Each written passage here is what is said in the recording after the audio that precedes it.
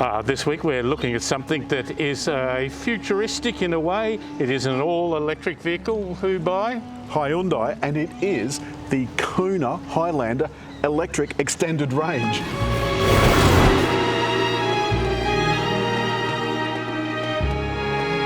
What I've done is I've left this car switched on so that the air conditioning, it's a warm day, is keeping the car cool. So if you were charging this outside, you could keep your car cool the whole day. Alan, you remember when we interviewed the guy that designed these from the start? These are just the assistant lights, and the headlights are further down here. There's a little vent down the side. Further over we've got the charging port. David, let's give that a demo. And you'll notice that it's got the two-part plug, which means, or the two-part socket, which means this can take a fast charger. I'll let you reassemble that. It's not an electric door, which I was a little bit disappointed with. I like in an electric car, everything to be electric. May as well, you're paying for it. Now, the front of the car, David. If you remember some of the early ones, they still had this with like a golf ball. Oh, they did too, they did. They had a blank, a grille blank, so this was part of the update. There's not a lot under there, David, because unlike the hybrid that we had last week, the Toyota Kluger hybrid, this doesn't have a petrol engine in there. But you get down behind here and there is nothing behind that. There is just this little electric motor underneath this plastic cover. An interesting sort of SUV sort of prominence over the wheel. I quite like this, that it's all body coloured. And I think this is something the new Subaru WRX could do well to learn from. Inside is pretty much the same as every other Kona. The only difference being that under the floor, you'll find only a repair kit and the cord for charging. So you can plug this into a charger at home. The seats fold down 60-40, and there's a nifty handle here to allow you to close the boot without getting schmutz on your hands. This is very tight. The other thing is I'm feeling very seated upright. And you've got a USB outlet in the back as well. Good. And no controls, vents. no vents. Yeah. But one thing you do have in the back is seat heating. I think for taller people this is going to be really just for two people, perhaps three. There are some controls here for the charging. Up here is a little pop-up heads-up display, active cruise control and so forth on this side. And this button here scrolls through the multifunction display. Left-hand side, I got it right this time, are the audio controls. It's got another screen, a similar size. Right up here, bucktooth, you don't like that bit, but you know, you're wrong. And we've got these buttons. Now they're metallized plastic, which is not my favorite. They feel a bit cheap, but they are nice and big. And four nice big vents across the front with some demisters for the side windows. Why do we have to have this so bulky? Well, it's high, but it is two level. But it does allow us to have lots of stuff in here. Now you can see I've got my phone plugged into Apple CarPlay. There's also a Qi charger, my USB outlet, the stop-start button, and down on the console here, David, look wacky do. Look at this. Oh yes, steering. Show me the steering. It's quite adaptable. Quite good. Fully automatic lights and wipers. Did you know, in an electric car, because there is no engine cooling system, there's no way to heat the interior of the car without actually having an electrical heater or a heat pump of some description.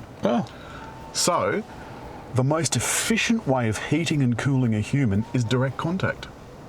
So to that end, we have seat heating and cooling, so you've turned yours on, so you're getting a little draft up the Khyber. Drive mode selection relates to the actual drive experience. We were talking about that before. There's a heated steering wheel, auto hold, the parking camera, and the seat heating and cooling for the passenger seats. Further up, we've got a couple of cup holders, the electric parking brake, and this. You know, drive and park, neutral and so on. Well, this is soft. That's soft-ish. That's quite hard. And the same goes for the doors. This is lovely and soft because this is a Highlander, but this textured stuff is reasonably hard. It's got the updated Harman Kardon speakers, and honestly, it sounds fabulous. I did give it a bit of extra woof for my doof, and it sounded fantastic. Now there's a Tesla Model S across from us at the lights. He paid for that probably 10, 15,000 more than this. And I would venture to say we've got a little more range in this. And also, this is backed by Hyundai. I think this would probably be a little bit more reliable. I think the long-term prospect for this is strong. The one for the Tesla, I would say, is unknown. Now I can feel every single movement of the accelerator. I can feel you putting your foot down and taking it off again. Really? Yeah. Yeah. And I think the main thing about this is that there's no point in talking purely about the power figures because they're almost irrelevant in all electric cars. It either goes extremely well or rather well, in my experience. But the main thing is this cabin is very quiet. You become... David, get out, give me a go. Get out, give me a go. Are you going to let me get away with that, or would you like to banter a bit? He's not bantering, he's actually playing ball, and I'm not used to it. I'm just happy if you let me get into the car and let in the backs. I'm going to pop the drive mode into sport.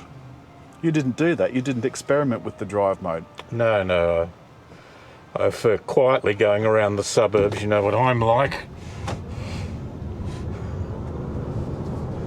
Would you believe I got some torque steer then? Once that I've gotten to highway speed, which we will be in a minute, I can select my steering assistance. Look, feel that? That's lovely, isn't it? The degree of which it assists you? Well, funny you should mention that. Some of the steering that we've used in the past, one of the common complaints that we've got is that it over-assists. And you find yourself ping-ponging down the freeway like a mad woman's breakfast. Certainly sort of the wavy wandering. Yeah, so I'm going to turn it on now. It's active. The active cruise control has got me at the speed limit, so now the car is virtually driving itself. Now you'll notice I'm not ping-ponging down the freeway. I like this a lot. Now, it's not particularly quiet on this bit of road. This is not a nice bit of road. This is the M2, which is renowned as having so many joins on the road. It's like driving down a railway track with sleepers. Well, you haven't seen this many joins since you were at university. Do you get it? The steering is lovely and light. In the bends and twists yesterday, I noticed that it did feel a little bit heavy. Now, looking forward, you can see there's a lovely blue glow in the buttons. I think that is classy, very classy. Now, once upon a time, you wouldn't have bought a Hyundai and had the word classy pop into your head. I'm just going to slow down now. The brakes are quite touchy. You can feel now that I've taken my foot off the accelerator. The car is using the engine as a generator. Do you know, David, one of the things that I was always critical of with electric cars is that you can't do a road trip. And over the last decade, that's become more and more possible. Now, just this last week, there's been a strike or not a strike, but a fuel shortage in the United Kingdom. And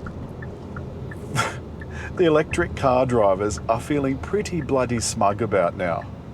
If there's a power blackout, you can plug your car in and run your house. Well, if your car was, at night when everybody's car is plugged in, at say dinner time when everyone, gets up from the football to go and put a cuppa on, the cars can instantly put power into the network because they're all electronically controlled. That's the beauty of micro networks. And there's also a good warranty, 5-year warranty. I'll check the battery warranty for you. I think that's around 8 years, but I'll check it. The comfort, I think, as you point out, the seats are firm, but nonetheless, I feel comfortable in this. I could probably do a long trip. Do you know what? I can't think of a thing, as I said before, apart from the price, which is a little pricey, and also I haven't been able to get the price of a replacement battery. No.